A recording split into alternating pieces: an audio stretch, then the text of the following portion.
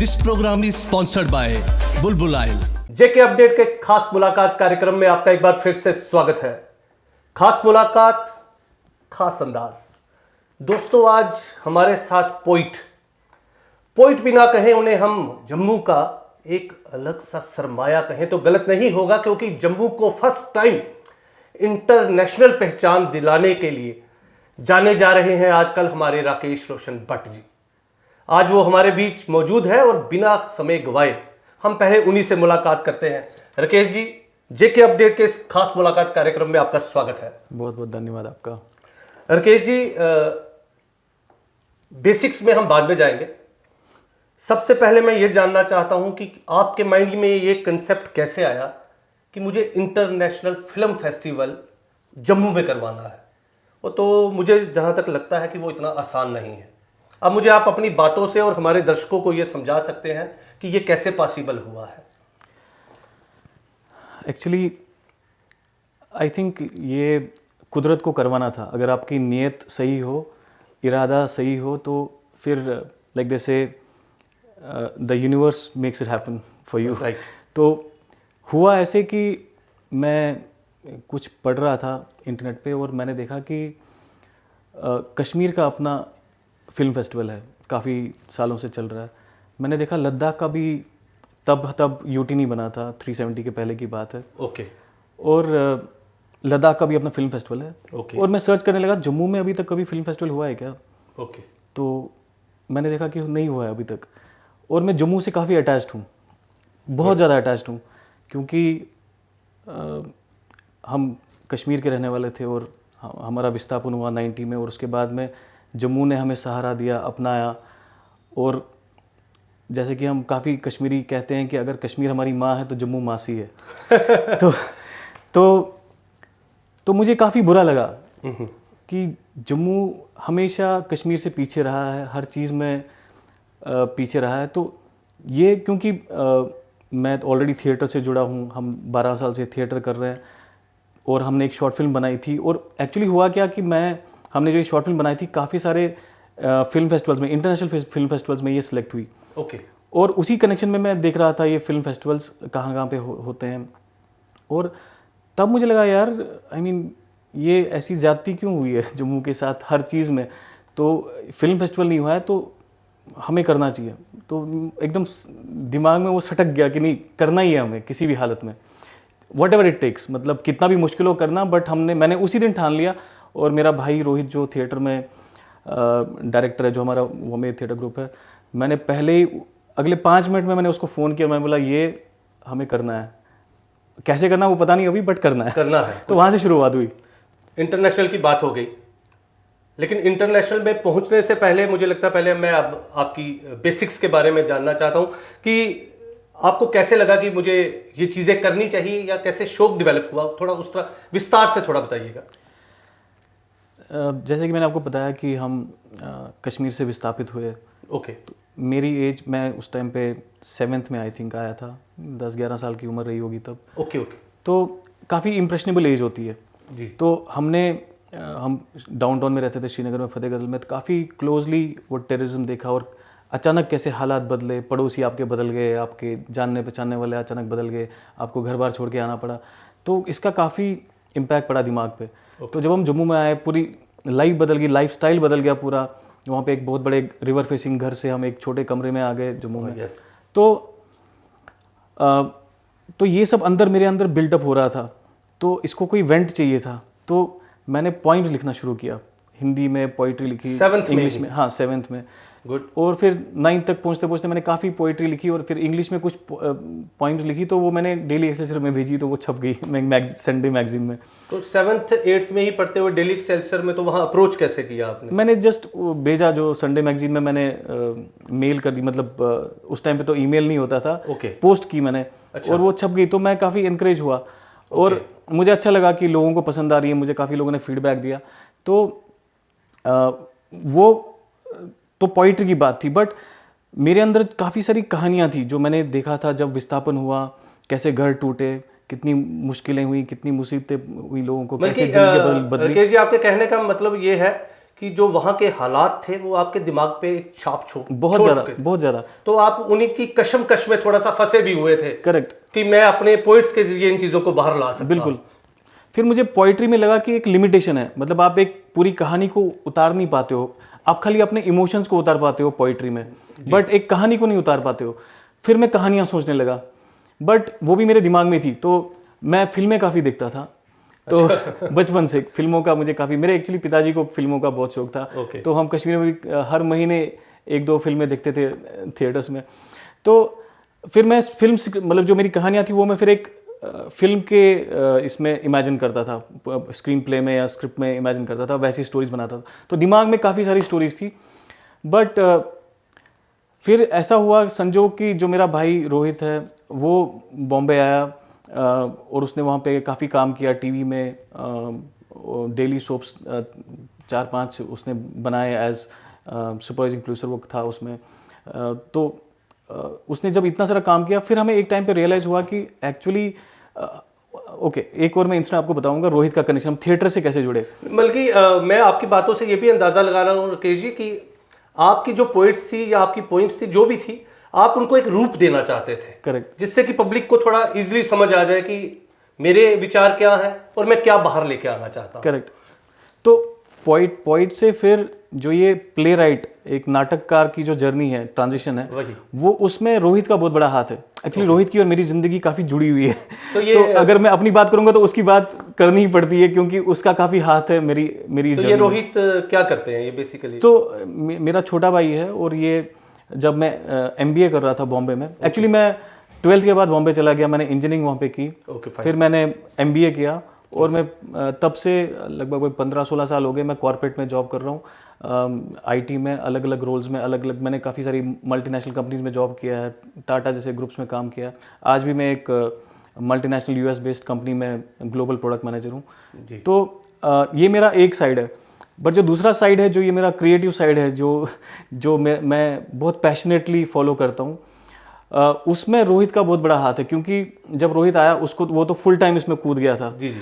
और उसने एक्टिंग सीखने के लिए एक थिएटर ग्रुप ज्वाइन किया बॉम्बे में, जिसमें ऑफिस आपको याद होगा, काफ़ी फेमस सीरियल था पंकज कपूर का।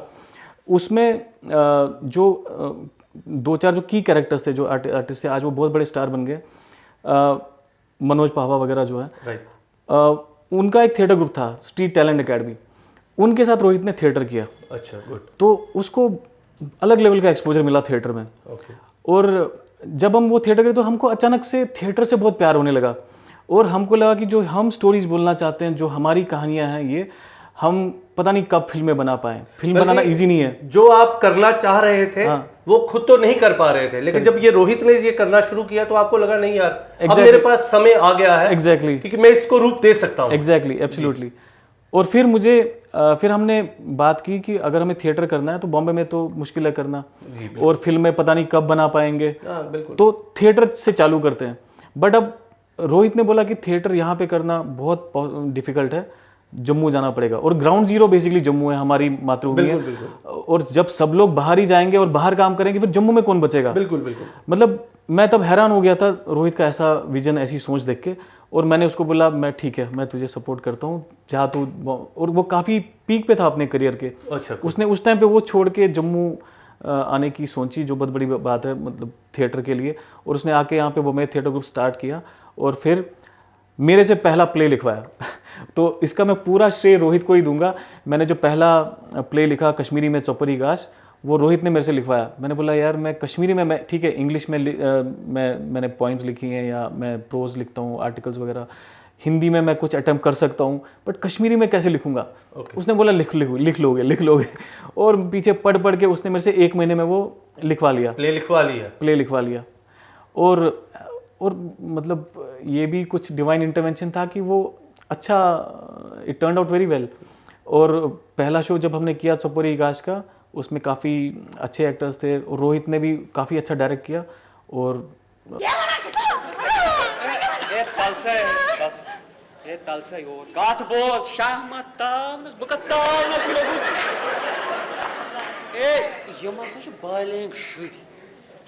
तेजी सान काम आराम सान कत समझावन च बे पथर और बकर पाने कथ आ गोमन नो तल से बे पथर तल तल तल से बे पथर इस करो आराम सान कथ इत पट गछ माहौल खराब क्या प्रॉब्लम तल से वन डैडी मुझे नहीं है तने माहौल बे खराब करूं आज तक ब्रॉड कर डिस्कशन करे मगर मैं बोलूं तो पन फर्स्ट अगर ते मानन छो तो मानो नत मेरे पे पगा वापस दीदी ये कपड़े डाले से कथ करा सुशना पाए बुआ जी केश बना शाम तला मार से पी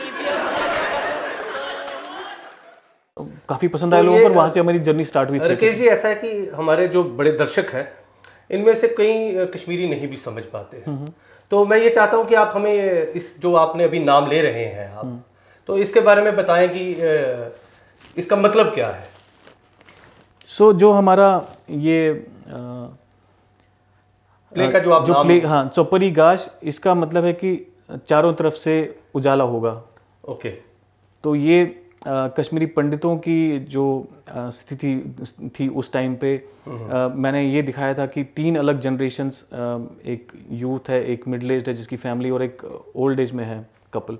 तो विस्थापन में, एग्जाइल में उनके साथ क्या हो रहा है और उनके क्या चैलेंजेस हैं लाइफ के, और फिर एक होपफुल नोट पे एंड किया था कि there will be light all around, किसी ना किसी दिन सब कुछ अच्छा हो जाएगा, सब कुछ अच्छा हो जाएगा। तो मीन्स की एक चीज है कि जो आप 7th 8th से जो आपके माइंड में चलना शुरू हुआ था, Correct. वो कहीं ना कहीं इस प्ले के जरिए आपका बाहर आया है। बिल्कुल बिल्कुल। और मैंने काफ़ी हल्का फील किया जब भी मैंने ऐसे प्ले लिखे हैं। मुझे लगा है कि मेरे अंदर 1 टन वजन कम हो गया है इमोशंस का। ये सही है कि जैसे राकेश जी कहते हैं कि हम कोई मन की बात कहना चाहते हैं, जब हम उसको कह देते हैं तो मेंटली बड़ा स्ट्रेस फ्री हो जाते हैं हम लोग। चलो यार, जो मैं कहना चाह रहा था वो मैंने कह दिया। बिल्कुल। तो दोस्तों, राकेश जी की बातों से आप ये भी समझ सकते हैं, बड़ी छोटी उम्र में ही कि वो दर्द लेकर आए थे जो हर कश्मीरी ने महसूस किया है, और उनको एक रूप देने की कोशिश कर रहे हैं, और ये कंटिन्यूस काम में लगे भी हुए हैं। राकेश जी, मैंने पिछले दिनों में आपकी एक शॉर्ट फिल्म के बारे में भी सुना है, और भगवान की दया से मुझे ये भी सुनने में मिला है कि आपको उसमें काफ़ी अवार्ड्स भी मिले हैं। थोड़ा सा हमें भी उस बारे में बताएं आप डिटेल में। तो ये हुआ ऐसे कि थिएटर हमने 12 साल किया और काफ़ी सराहा गया। हमने हिंदी में प्लेज़ किए, कश्मीरी में प्लेज़ किए।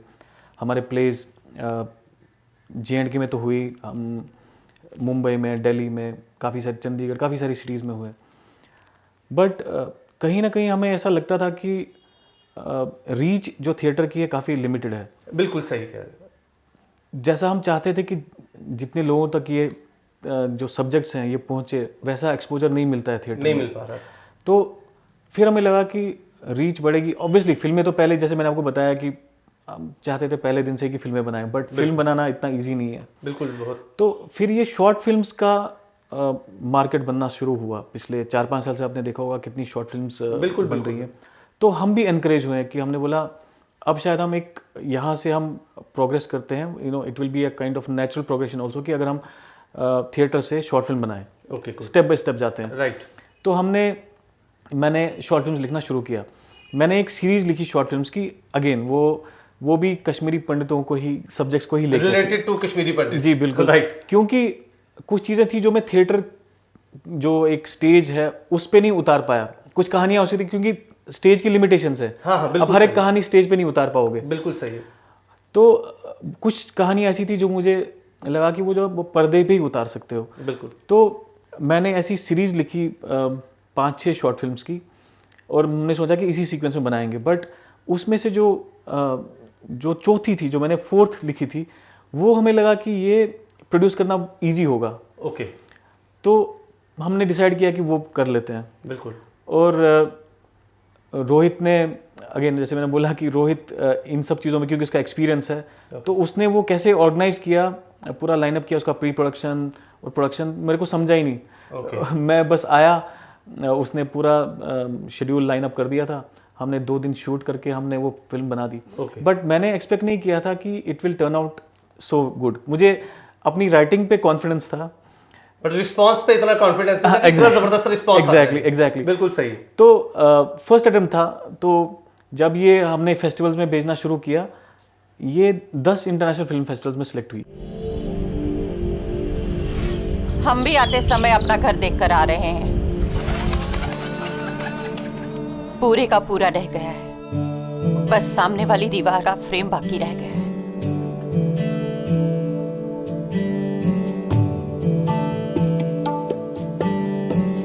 मेरी बहुत सारी कश्मीरी पंडित फ्रेंड्स सारी सेटल हो गई हैं।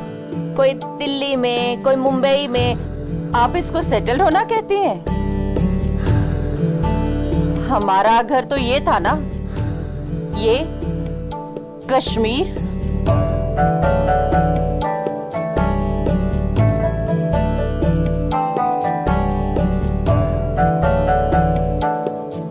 वो नदी के किनारे वाला अखरोट का पेड़ याद है जिस पर हम लटकते थे? वो आज भी मेरे सपनों में आता है।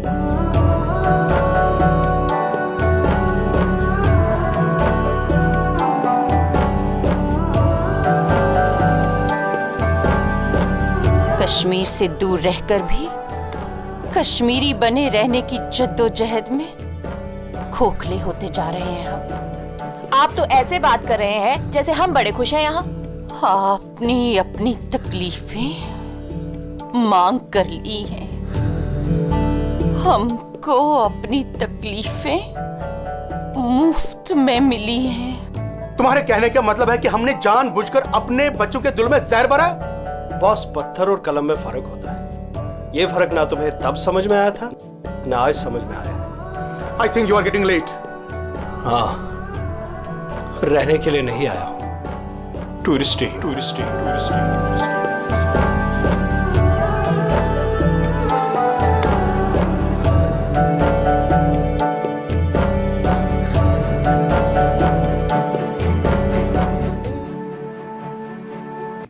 आई मीन राइट फ्रॉम जो इंडिया के प्रेस्टिजियस फेस्टिवल्स हैं, Pune international film festival, new Delhi film festival, Jaipur film festival, ऐसे प्रेस्टिजियस फिल्म फेस्टिवल्स में, फिर New York Indian film festival NYIFF, जो मतलब जहाँ पे बड़ी बड़ी बॉलीवुड फिल्में रिलीज़ होती हैं, वहाँ पे हुआ।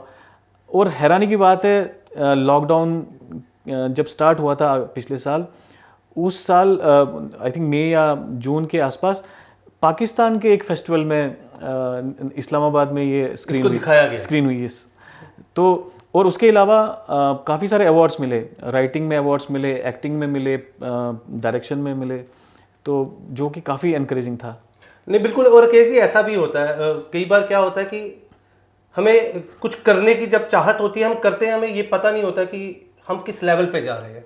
हमें ये जब दूसरा देखता है और दूसरा बताता है कि जो हमने काम किया है वो बहुत अच्छा किया है, तो उससे अंडरस्टूड है, इंकरेजमेंट तो बहुत ज़्यादा मिलती है। रिकेश जी, ये तो ठीक है, आप चलिए, अब बहुत अच्छा है और आप काम कर रहे हैं। और मुझे लगता है कि क्योंकि दर्द इतना है कश्मीरियों का, वो अभी ख़त्म इतनी आसानी से हो नहीं सकता। मुझे लगता नहीं है कि अभी अगले 50 साल भी लोग उससे रिलीफ कर पाएंगे। बेसिकली जो हमारी जनरेशन है ना, जिन्होंने ये फर्स्ट हैंड देखा है, उनके लिए बहुत मुश्किल है। बहुत मुश्किल। हमारी जो नेक्स्ट जनरेशन है, मेरे बच्चे, हम उनको बताते हैं, बट ऑब्वियसली वो इतना कनेक्टेड नहीं फील कर पाएंगे उस दर्द से जितना मेरे ग्रैंड पेरेंट्स थे या मेरे पेरेंट्स थे या हमारी जनरेशन। बिल्कुल सही है। तो राकेश जी, आपने जैसे थिएटर के जरिए अपनी बात पहुंचाने की कोशिश की, उसके बाद आप शॉर्ट फिल्म्स में भी आ गए। तो दोस्तों, मैं आपको ये भी बताना चाहूँगा, ये थिएटर और शॉर्ट फिल्म्स की बात चल रही है, तो मैं आपको बताऊँ कि इन्होंने अभी एक किताब भी रिलीज़ की है और बड़ी धमाकेदार किताब रिलीज़ की है। उसके बारे में, कश्मीरियों के बारे में बहुत कुछ लिखा गया है। तो राकेश जी, उसके बारे में भी कुछ बताएं हमें। ये जो मेरी किताब है, ये मेरे जो तो पहले कश्मीरी प्लेस हैं, चौपरी गाश और गाड़बत, ये काफ़ी हिट रहे ये प्लेस कश्मीरी पंडितों में। और कश्मीर से बाहर भी, मतलब हमने इसके शोज़ श्रीनगर में भी किए, दिल्ली में किए, जहाँ जहाँ पे कश्मीरी पंडित, बॉम्बे में किए हैं इन प्लेस के शोज़। तो ये दोनों प्लेज को मैंने कंपाइल किया एक बुक में, जिसको मैंने लिखा है कश्मीरी में। तो कश्मीरी हमने कोशिश की है विस्थापन के बाद जो देवनागरी लिपि है उसमें प्रमोट करने के लिए। तो मैंने उसमें लिखी है। और इस बुक में खासकर काफ़ी सारे कश्मीरी हैं जिनको देवनागरी नहीं आती, वो नस्तलीक पढ़ते हैं, जो उर्दू में जैसे वो लिखी जाती है, तो उसमें भी इसको ट्रांसक्राइब करवाया। तो बेसिकली आइडिया यही था कि ज़्यादा से ज़्यादा लोगों तक ये पहुँचे। और अगर कोई कश्मीरी थिएटर ग्रुप्स हैं, चाहे JNK में या JNK से बाहर हैं, जो कश्मीरी प्लेज करना चाहते हैं, और कश्मीरी प्ले अब बहुत कम लिखे जा रहे हैं, बहुत कम राइटर्स है जो कश्मीरी में बिल्कुल सही लिखते हैं, यार फॉर दैट मैटर डोगरी में भी लिखने वाले, क्यों जो नेटिव लैंग्वेज में लिखने वाले राइटर्स अभी बहुत कम हो गए। आप खुद लिखते हैं, आपको पता है बिल्कुल कि बहुत ये अब जो लिखते हैं उनकी आई थिंक जिम्मेदारी है कि वो और ज्यादा लिखे, प्रमोट करे और दूसरों को एनकरेज करे जो नई पीढ़ी है, क्योंकि वो तो बिल्कुल अपनी मदर टंग से बिल्कुल अपनी मदर टंग से, और जो ये सोशल मीडिया का चलन चला है यूट्यूब पे वगैरह, वो उनकी पूरी क्रिएटिविटी उधर जा रही है। बिल्कुल। तो जो कोर लिटरेचर है वो पीछे पड़ रहा है। बेसिकली यूट्यूब और सोशल मीडिया का मैं आपको एक बात बताऊं, जो हमारी एक्चुअल चीजें हैं ना वो मिसिंग होती जा रही है। बिल्कुल। आजकल लोग बस फास्ट फॉरवर्ड के चक्कर में 10 सेकंड की फेम में वो बहुत पीछे छूट रहा है सब। तो राकेश जी, वैसे तो आप जो ये काम कर रहे हैं इसका अंडरस्टूड है, आपको रिस्पांस आ रहा है। मैं तो बिना देखे भी ये कह सकता हूँ कि आपको रिस्पांस आ रहा है, तभी आप इनकरेज भी हो रहे हो और नई चीज़ें करने की कोशिश कर रहे हैं। तो फ्यूचर में क्या प्रोग्राम है? अब आपका किताब भी अब मुझे पता है, मैं विटनेस हूँ उसका कि आपकी लॉन्च हो गई है, तो अब क्या है नया फर्दर? अभी जो मेन फोकस है हमारा कोविड की वजह से, ये जो इंटरनेशनल फिल्म फेस्टिवल है, ये जो हमने किया था जम्मू फिल्म फेस्टिवल नाम से, ये अब काफ़ी रेपुटेशन की बात बन गई है जम्मू के लिए। मतलब ये हमने जिम्मेदारी उठाई है अपने कंधों पे, और ये अब जम्मू के रेपुटेशन की बात है। तो इसको मैं ऐसे वन ऑफ करके छोड़ना नहीं चाहता था, कुछ पॉइंट प्रूव करके कि मैंने कर दिया एक फिल्म फेस्टिवल। ये मैं हर साल करना चाहता था और हर साल उसका लेवल बढ़ाना चाहता था धीरे धीरे। मैं बातों में ही बात कई बार रह भी जाती है, तो आपने इसमें बॉलीवुड के कलाकारों को भी बुलाया था जी, तो काफ़ी मुश्किल हो जाता है। वैसे तो बड़ा टफ है उनको इधर लाना, उनके खर्चे उठाना, और मैं ये भी जानता हूँ कि यहाँ स्पॉन्सर्स हमारा उतना साथ नहीं देते हैं जितना हम एफर्ट्स करते हैं। बिल्कुल। तो आपने उनको कैसे अप्रोच किया? जैसे क्योंकि मैं बॉम्बे में काफ़ी टाइम से हूँ, 20-22 साल से, और मैं इसी फील्ड से जुड़ा है, तो नेटवर्क है मेरा इस फील्ड में। तो मैंने काफ़ी एक्टर्स को अप्रोच किया था। एक्चुअली हुआ ऐसे कि जैसे काफ़ी सारे, लाइक आई टोल्ड यू, कि काफ़ी सारी चीज़ें होती गई डिवाइन इंटरवेंशन से, कुदरत ने काफ़ी सारी चीज़ें ईजी कर दी, बट कुछ चीज़ें डिफ़िकल्ट भी हुई। कि उसी टाइम पे हमने अप्रैल में अनाउंस किया और अगस्त में 370 हो गया और इम्प्लीमेंट हो गया। और उसकी वजह से आपको पता है इंटरनेट पूरा हमारा पूरा ऑनलाइन फिल्म फेस्टिवल था, लोग सबमिट कर रहे थे पूरे वर्ल्ड से। 19 कंट्री से हमारे पास सबमिशंस आए, सब ऑनलाइन काम था, और आपके शहर में इंटरनेट ही नहीं है। तो आप समझ सकते हैं कि कितना डिफिकल्ट होगा उसको एग्जीक्यूट करना। लेकिन उस टाइम पे भी अब माहौल ऐसा बन गया था, बाहर लोगों को पता नहीं था कि यहाँ पे क्या चल रहा है ग्राउंड पे। तो जिनको मैं अप्रोच कर रहा था, इनफैक्ट मैंने सनी देओल को अप्रोच किया था, उन्होंने इंटरेस्ट भी दिखाया था, उनके ऑफिस ने कंफर्म किया था कि वो आएंगे। सनी देओल जी आने के लिए तैयार थे? बिल्कुल, उनके ऑफिस में बात हो रही थी, हमारी ऑलमोस्ट डेली बेसिस पे बात हो रही थी, पूरी प्लानिंग थी। बट ऐसा हुआ कि उनके बेटे का जो डेब्यू था, लॉन्च उसी टाइम पे, वो डेट्स कोइंसाइड हो गए। एक्चुअली हमको 370 की वजह से डेट्स पुश करने पड़े, और फिर वो उसके साथ कोइंसाइड हो गए, तो फिर वो क्लैश हो गई जी, तो वो आ नहीं पाए। फिर मुकेश ऋषि जी वो भी आने के लिए तैयार थे, बट उनकी भी क्योंकि हमने डेट पुश की है, हमको 1 महीना पुश करना पड़ा 370 की वजह से। हम पहले अगस्त में करने वाले थे, फिर हमने सितंबर किया, तो ऑब्वियसली उनका भी क्लैश हो गया। फिर उनकी साउथ में शूटिंग थी किसी मूवी की, तो वो भी नहीं आ पाए। तो काफ़ी सारे लोगों के साथ हम टच में थे। फिर फाइनली हमने डिसाइड किया, फिर कश्मीरा शाह जी, अयूब खान साहब, अयाज खान, ललित बारमू जी, तो ये सब लोग फिर आए। बल्कि इन्होंने अपनी विलिंगनेस दिखा दी कि वी आर कमिंग। हाँ, आई मीन वही सरप्राइजिंग है कि उस टाइम पे जो हालात थे, 370 यहाँ पे इंटरनेट नहीं था, मतलब वो इतने बिजी लोग हैं, और यहाँ पे आके उनका इंटरनेट कनेक्शन कट जाता, और वो बिल्कुल आउट ऑफ ये हो जाते बाकी से। बट फिर भी उन्होंने वो रिस्क लेके वो आए, 2-3 दिन यहाँ पे रुके। बात उनकी बिजी होने की नहीं है, सबसे बड़ी बात है हमारे स्टेट में आने से कई लोग डरते भी बहुत ज्यादा। एग्जैक्टली वही बोल रहा हूँ। और उस टाइम जो हालात है, जो माहौल बना था, और जो मीडिया प्रोजेक्ट कर रहा था कि J&K में कैसे हालात हैं, उन हालात में वो आए। मतलब I will always appreciate that and remember that. तो राकेश जी, आपने जिस तरह का इनिशिएटिव लिया है, मुझे जिस तरह से आपके जोश से लग रहा है, मुझे लगता है आप कंटिन्यू करने वाले हैं। बिल्कुल, जैसे मैंने आपको कहा कि ये एक जिम्मेदारी अब हमारे कंधों पे कि हमें क्योंकि ये जम्मू की रेपुटेशन की बात है अब, जम्मू फिल्म फेस्टिवल। और हमने ये काफ़ी सारे इंटरव्यूज़ में, हमने आर्टिकल्स में, इस पे आर्टिकल भी आए थे, हमने ये बताया था वेरी क्लियरली मीडिया में कि ये हमारी तरफ से एक ट्रिब्यूट है जम्मू को। बिल्कुल, हम कश्मीरी पंडितों की तरफ से, क्योंकि जम्मू ने जो हमें आसरा दिया और हमने कोशिश की है अलग अलग तरीक़ों से वापस, हम वो कभी उतार नहीं सकते वो एहसान, बट हमारा ये एक छोटा सा प्रयास है कि हम जम्मू के लिए कुछ करें।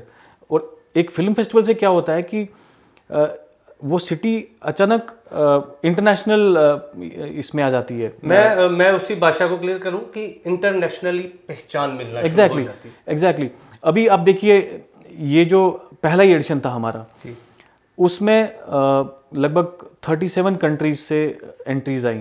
ओके। 150 फिल्में आई और उसमें से फिर हमने 11 कंट्रीज की कुछ 30 और फिल्में सिलेक्ट की। अब उन सब कंट्रीज में जम्मू का नाम फैल गया ना। बिल्कुल बिल्कुल बिल्कुल। और मैं सच में बात बताऊं राकेश जी, तो उसी इंटरनेशनल फेस्टिवल के बाद ही मेरी नज़र में भी आया कि यार कमाल है, ये जम्मू में इतना बड़ा काम कर रहे हैं और इंटरनेशनल लेवल पे हमें लेके जा रहे हैं। क्योंकि जब आर्टिस्टों की बात आती है, कलाकारों की बात आती है, तो हम सभी को ये लगता है कि हम इसी का एक हिस्सा है। बिल्कुल बिल्कुल। तो अब कोविड का भी दौर चल रहा है राकेश जी, मुझे लगता है सभी कहीं ना कहीं थोड़े ठंडे बस्ते में चले। बिल्कुल बिल्कुल। तो आजकल आप किस तरह की तैयारी में लगे हैं? कुछ फ्यूचर प्लानिंग्स हैं या क्या है ये आजकल? एक्चुअली कोविड से जो ये काम में ब्रेक आ गया, जो हम थिएटर जो हम बहुत फुल स्विंग में कर रहे थे, काफ़ी एक्टिवली कर रहे थे, तो उसमें ब्रेक लग गया। बट ये टाइम हमने यूटिलाइज किया और मेरी बुक हमने रिलीज़ की। बिल्कुल। अब हम शुरू कर रहे थे तैयारी सेकेंड एडिशन के लिए फिल्म फेस्टिवल की, बट अभी वापस से आपने देखा सेकेंड वेव पूरे कंट्री में आ रही है, तो अभी फिर से हमें थोड़ा रुकना पड़ेगा। बट जैसे ही ये हालात थोड़े ठीक होते जाएंगे तो हम सेकेंड एडिशन की तैयारी करेंगे। बट कि आपके माइंड में जो कंसेप्ट है वो कंटिन्यू रहेगा? बहुत बहुत क्लियर है। जब तक मैं ज़िंदा हूँ मैं कोशिश करूँगा कि हर साल जम्मू में फिल्म फेस्टिवल हो और धीरे धीरे ये बॉलीवुड और जम्मू का कनेक्शन ऐसा बने कि ये एक लगे। मतलब बिल्कुल बिल्कुल। जैसे कश्मीर और बॉलीवुड में आप देखो 50-60 से वो कनेक्शन है। आपका कहने का मतलब है ये ना लगे कि हम बॉलीवुड जा रहे हैं, हमें ये लगे कि हम बॉलीवुड में ही बिल्कुल जो वो कनेक्शन है, क्योंकि ये over a period of time बनेगा, ये एक एडिशन से नहीं बनेगा। तो जो कश्मीर में तो वो नेचुरल कनेक्शन था और वो एस्टैब्लिश हो गया है और इतने सालों से इतनी फिल्में बन रही हैं और वो कनेक्शन है बॉलीवुड और कश्मीर का। बट जम्मू में मैं वैसा ही रेप्लिकेट करना चाहता हूँ, क्योंकि यहाँ पे लोगों ने एक्सप्लोर ही नहीं किया है। जम्मू इतना खूबसूरत है, इतनी जगहें हैं, हमें पता है जो भद्रवा है, बिल्कुल सही कह रहे हैं, इतनी खूबसूरत जगहें हैं जो भी एक्सप्लोर ही नहीं हुई है। बिल्कुल। तो बॉलीवुड मतलब हमें बस उनको उधर लाने की देर है, एक बार वो देख लेंगे तो फिर यहीं पे सारी शूटिंग्स होती जाएंगी। बिल्कुल। और यहाँ पे टैलेंट कितना है, बहुत टैलेंट है। बिल्कुल बिल्कुल सही है राकेश जी। जैसे आप बात कर रहे हैं, जैसे बॉलीवुड के कलाकारों को आपने इस बार इधर बुलाया था, तो जब वो आएंगे और यहाँ के लोगों का भी कोई काम देखेंगे तो उनको भी लगेगा यार जम्मू में बहुत है, तो मे बी वो किसी को भी बाहर लेकर जा सकते हैं, 2 को लेकर जा सकते हैं, 4 को लेकर जा सकते हैं। हमने एक स्पेशल सेक्शन रखा था जम्मू के फिल्म मेकर्स के लिए, उसमें जिसमें हमने जम्मू की जो शॉर्ट मूवीज़ हैं उनको स्क्रीन किया। तो ये लोग सब बैठे थे, ये लोग हैरान हो गए देख के जम्मू की क्वालिटी। 2 डॉक्यूमेंट्रीज थी, एक चंदीप सिंह के ऊपर थी एक डॉक्यूमेंट्री, एक मूवी थी SD फीमेल फिटिसाइड को लेके, काफ़ी इंप्रेस हुए वो। तो राकेश जी साथ में मुझे लगता है हमने जितनी बातचीत की है इसमें बार बार आपने रोहित जी का नाम लिया, तो मुझे लगता है कि आपकी बातों से अब आपके बाद मुझे रोहित जी से कांटेक्ट करना पड़ेगा और मेरी अप्रोच दिला दीजिएगा कि सर आपको इंटरव्यू करना चाहते हैं, वो हमें अपना समय दे देंगे। बिल्कुल बिल्कुल। राकेश जी मुझे लगता है आपने अभी बहुत काम करना है और हमारी फ्यूचर में बड़ी सी मुलाकातें होती भी रहेंगी। तो जेके अपडेट के इस खास मुलाकात कार्यक्रम में आने के लिए आपका बहुत बहुत शुक्रिया सर। बहुत बहुत शुक्रिया आपका, मुझे बहुत अच्छा लगा यहाँ पे आके। राकेश जी हमारी तरफ से एक छोटा सा सुवेनियर है आपके लिए, ये हमने उनके लिए रखा है। Thank you for your commendable work in the field of art and culture. Thank you so much. ये हमारा लोगो है और आपका नाम है सर इस पे। सो नाइस ऑफ यू, सो ये नाइस आपके ऑफ लिए यू, है thank sir. You so much, बहुत खूबसूरत है, थैंक यू।